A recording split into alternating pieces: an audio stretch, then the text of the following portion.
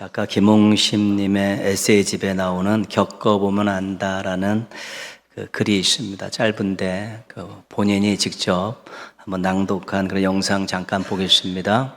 굶어보면 안다. 밥이 하늘인 걸. 목마름에 지쳐보면 안다. 물이 생명인 걸. 일이 없어 놀아보면 안다.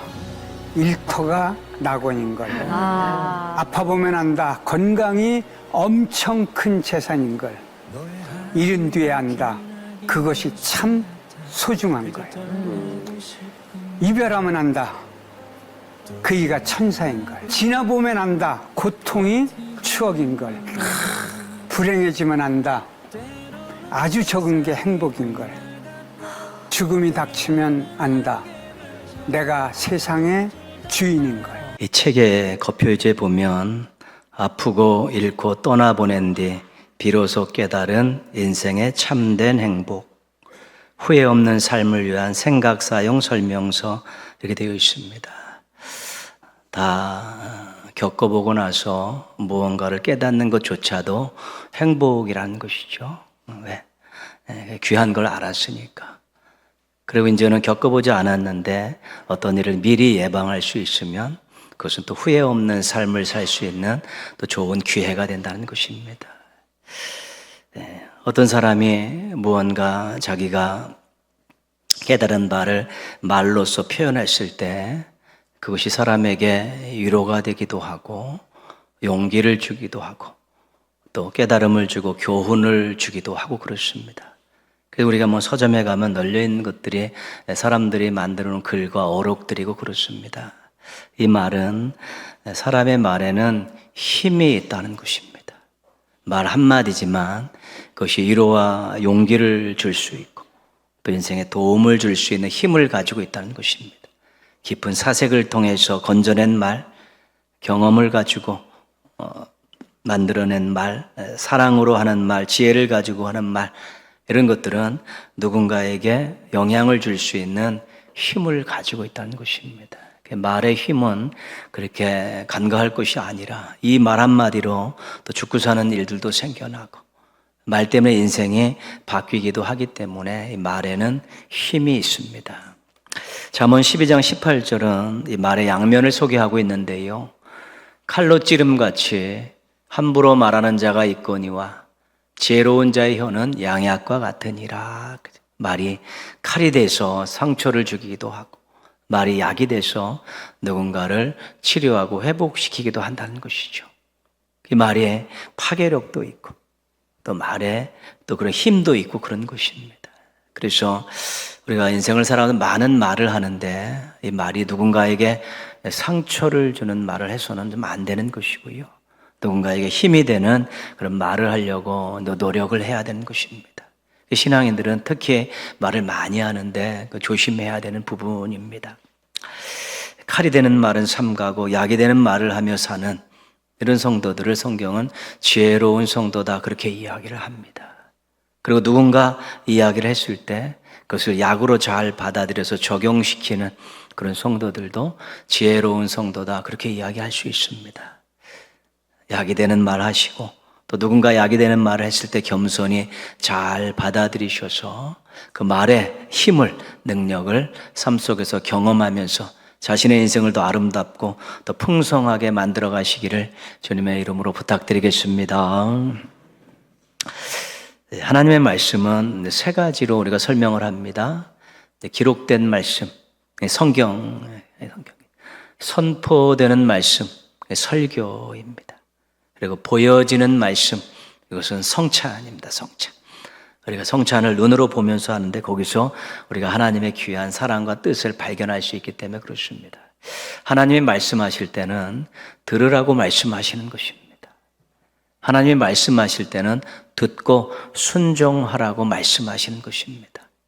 성도들이 하나님 말씀을 잘 듣고 거기서 하나님의 뜻을 깨닫고 또 순종하는 것, 그것은 기본적인 것입니다.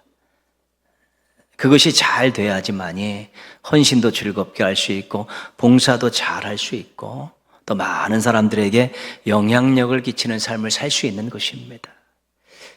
근데 요즘 세대 부모님들의 말을 자녀들이 듣기도 하지만 점점 더 안 들어가는 그런 추세이고요.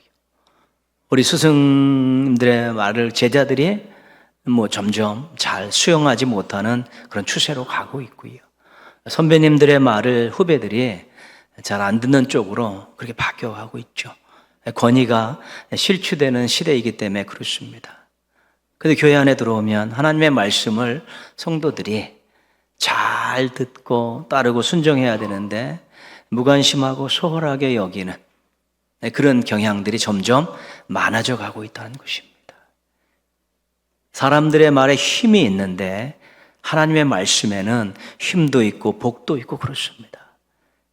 말을 잘 새겨 들으면 자기에게 도움이 하나님 말씀을 잘 받고 거기에 순종하며 살아가면 힘도 없고 능력도 없고 복도 얻을 수 있는데 이런 것들에 대한 경험들이 점점 사라져가고 있는 것이 안타까운 것이죠.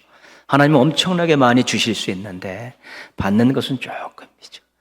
하나님의 능력을 주시면 엄청난 일을 할 수 있는데 그 하나님의 능력에 대한 부분들이 점점 작아지니까 능력 있는 삶을 살기가 어려워지는 것입니다. 오늘 말씀은 예수님께서 하신 말씀, 비유의 말씀, 4가지 땅에 떨어진 씨라는 그런 비유의 말씀을 해석해 놓은 그 말씀입니다. 핵심 내용은 그렇죠. 하나님 말씀을 잘 받아야 된다. 하나님 말씀이 결실을 맺어야 된다. 이제 그런 내용을 말씀해 주고 계신 것이죠. 4가지 땅에 씨가 떨어졌습니다. 길가, 돌밭, 가시떨기, 좋은 땅에 떨어졌죠. 그런데 이 씨가 씨를 뿌렸을 때는 열매를 걷기 위해서 뿌렸는데 어떤 조건들은 열매를 거둘 수 없는 조건이라는 것이죠. 근데 어떤 조건은 또 열매를 30배, 60배, 100배를 거둘 수 있는 조건이 됐다는 것입니다. 어떤 땅에는 씨가 떨어졌는데 결실이 안 돼. 어떤 땅에는 결실이 된다는 것이죠. 이유가 있다는 것입니다.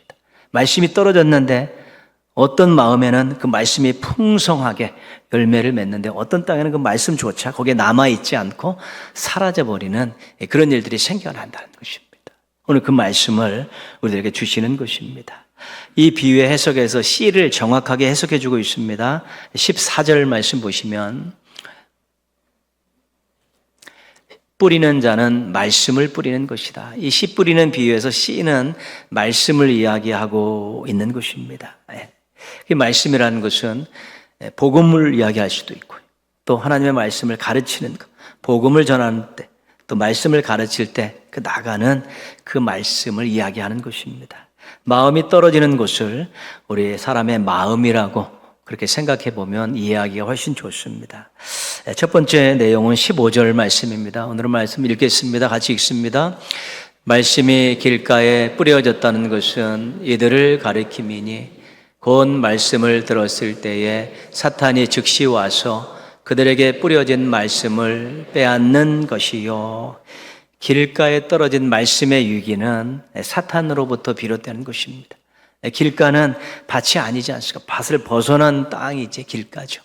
근데 거기에 떨어지면 싹이 접촉은 했지만 아무런 변화가 없는 것입니다. 그대로 있으니까 새가 씨를 딱 채워가듯이 사탄이 말씀을 딱 채워가는 것이죠. 듣긴 들었는데 언제 들었는지 기억이 안 나는 것입니다. 받기는 받았는데 어느 순간에 사라져버리는 말씀을 그렇게 이야기하고 있는 것입니다. 말씀에 무관심한 사람은 말씀을 읽지도 않고 듣지도 않습니다. 말씀의 가치를 모르는 사람은 읽지도 않고 듣지도 않습니다. 말씀과 무관한 마음이 길가입니다. 말씀이 귀한 것이구나. 말씀을 받아야겠다. 말씀이 필요하구나. 이런 마음이 안 드는 마음이 길가입니다. 그런 마음에는 말씀이 떨어져도 곧 빼앗기고 맙니다. 이 말씀이 그 사람의 인생에 좋은 영향을 미치지 못하도록 사탄이 와서 싹 빼앗아 가버리는 것입니다. 마지못해서 읽고 들리니까 듣는 이런 말씀의 자세들은 그 마음이 길가와 같은 것입니다. 그 길가와 같은 마음은 사탄의 놀이터가 되는 것입니다. 와서 마음대로 놀면서 즐기면서 떨어진 말씀들을 계속해서 가져가 버리는 것이죠. 그 말씀을 많이 들었는데도, 말씀을 많이 읽었는데도 어느 순간에 말씀이 자신에게 아무런 영향력도 끼치지 못하는 그런 일들이 일어나는 것은 일단 마음 자체가 길가 같고 거기에 사탄이 와서 빼앗아 갔기 때문에 그런 것입니다. 길가에 떨어진 이 말씀, 빼앗긴 자가 되지 말아야 되는 것입니다. 여러분의 마음이 길이 아니기를 바랍니다.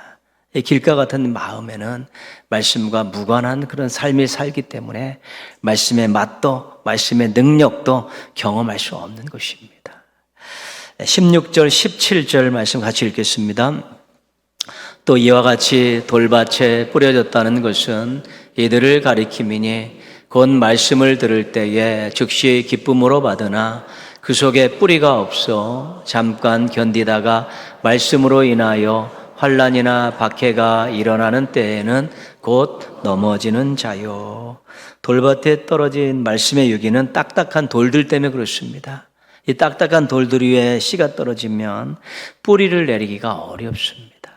틈으로 조금 들어가기는 할지 몰라도 뿌리를 깊게 들일 수가 없는 것이죠. 기초가 안 생긴, 말씀으로 신앙의 기초가 생기지 않으니까 어떻게 됩니까? 넘어지기가 쉽다는 것입니다. 특별히 뿌리가 내리지 못하기 때문에, 말씀이 정착되지 못하기 때문에 인생이라는 것이, 신앙이라는 것이 말씀 위에 세워지는 것인데 뿌리를 내리지 못하니까 약한 것입니다. 그러니까 어려운 일들이 오게 되면 쉽게 넘어지게 되어 있는 것입니다. 조금 힘든 일이 생겨나면 쉽게 포기하게 되는 것이고요. 자기의 이익과 상반되는 일들이 생겨나게 되면 쉽게 저버리게 되기 때문에 인생 자체가 흔들흔들 거는 거예요. 상황에 따라서 왔다 갔다 하는 것입니다. 그때 말씀을 받을 때는 은혜 받았다고 기뻐하고 내가 말씀대로 살겠다고 막 다짐을 하는데 시간이 조금 지나고 나면 언제 그 기쁨이 있었느냐, 언제 그 다짐을 했느냐가 눈녹듯이 사라지죠. 뿌리가 없기 때문에 그런 것입니다. 그 말씀에 뿌리를 내리고 정착하지 못하면 그 말씀이 행하는 놀라운 일들을 경험하기가 어렵습니다. 순간순간 짧게는 느낄 수 있을지 몰라도 지속시키기는 어려운 것입니다.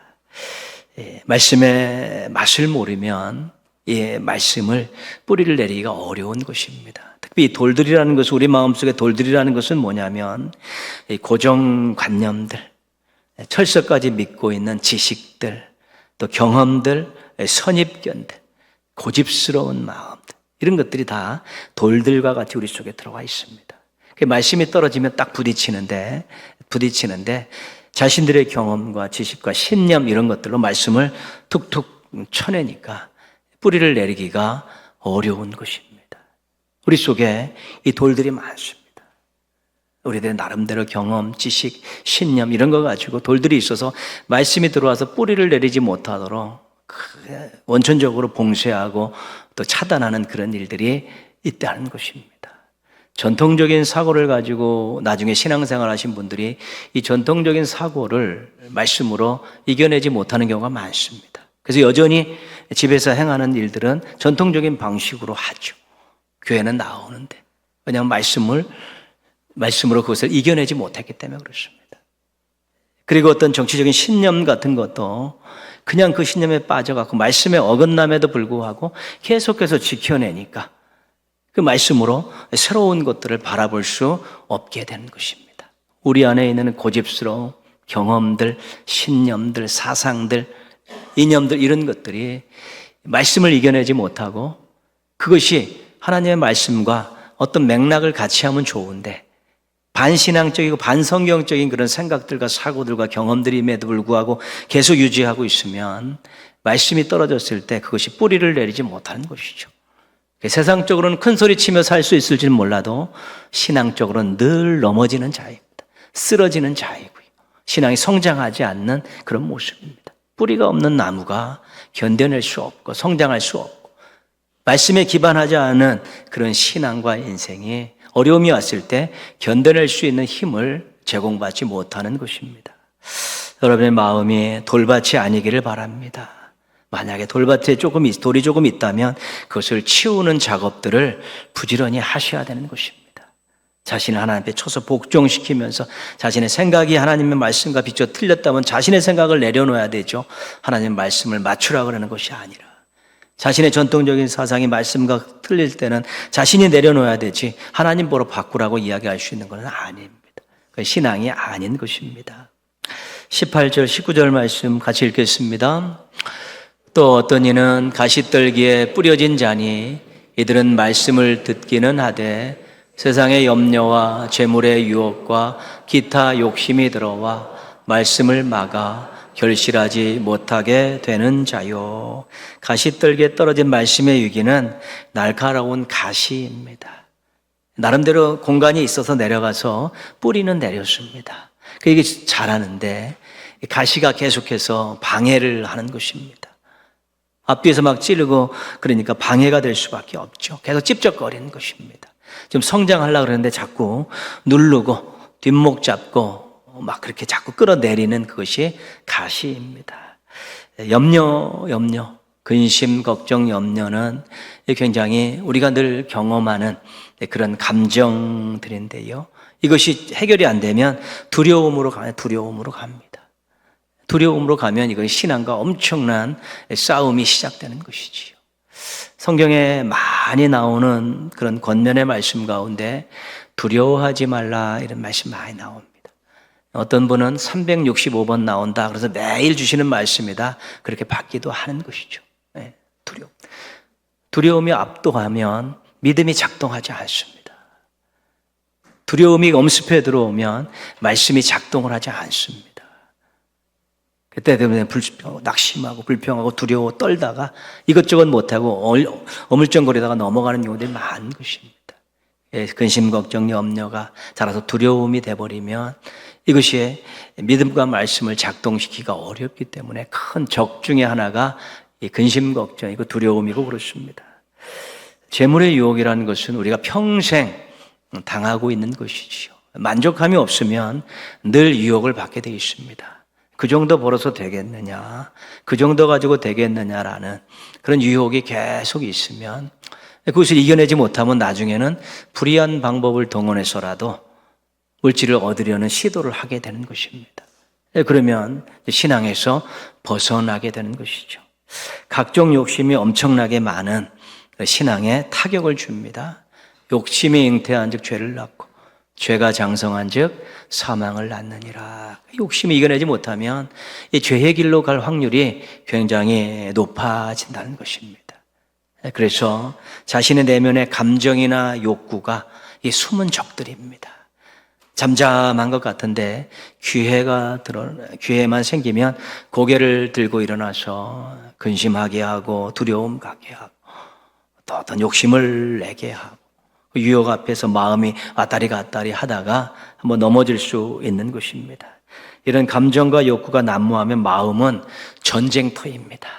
해야 되냐 말아야 되냐 어찌해야 되느냐 이 고민하다 보면 기도줄도 잡히지 않고 말씀도 들어오지 않고 예배 시간에도 엉뚱한 생각으로 가득 차 있다 보면 신앙 자체의 생명력들이 사라져 가게 되는 것이죠. 그래서 이 부분은 우리가 꼭 짚고 넘어가야 될 부분입니다. 갈라디아서 5장 24절입니다. 그리스도 예수의 사람들은 육체와 함께 그 정욕과 탐심을 십자가에 못 박았느니라. 누가 십자가에 못 박히셨습니까? 예수님이 십자가에 못 박히셨습니다. 우리를 구원하시기, 우리 죄인이 우리를 구원하시기 위해 십자가에 못 박혀 죽으셨기에 그 예수님을 믿고 구원받은 하나님의 자녀들, 하나님의 백성들, 그리스도 예수의 사람들은 자기 속에 있는 육체적인 소욕들, 정욕들, 또 탐심들 이런 것들을 십자가에 때려 박아야 된다는 것입니다. 왜냐하면 그것을 때려 박지 않으면 늘 마음에 흔들리고 휘둘리고 넘어지고 예수 그리스도를 믿고 오직 예수로 살아가는데 큰 방해가 되기 때문에 그렇습니다. 나를 위해 십자가에 달려 들어가셨는데 그 십자가에 나의 정욕을, 욕심을, 나의 염려를 다 못 받겠습니다. 십자가 밑에 나가서 늘 기도하면서 그런 작업들을 끊임없이 해나가게 될 때 우리가 이 가시의 유혹으로부터 넘어갈 수 있게 되는 것입니다. 여러분들의 마음이 가시떨기가 아니기를 바랍니다. 혹시 가시가 있다면 가시와 전쟁을 선포하고 꼭 솎아내시고 꼭 이겨내셔서 마음에 참된 평안을 유지하면서 하나님 잘 섬기시기를 바랍니다. 네 번째 20절입니다. 같이 읽습니다. 좋은 땅에 뿌려졌다는 것은 곧 말씀을 듣고 받아 30배나 60배나 100배의 결실을 하는 자니라. 결실을 맺는 땅이 좋은 땅이라고 이야기했는데 태어나면서부터 좋은 땅을 가지고 나온 사람이 어디 있겠습니까? 좋지 않은 땅, 길가에 있는 것을 다시 밭으로 만들고 밭에 있는 돌들을 제거하고 가시들을 제거하면서 자기가 좋은 땅, 좋은 마음들을 만들어가는 것입니다. 그리고 거기에 말씀이 떨어졌을 때 거기서 이제 결실이 생겨나게 되는 것이죠. 좋은 땅은 통회하는 마음의 좋은 땅입니다.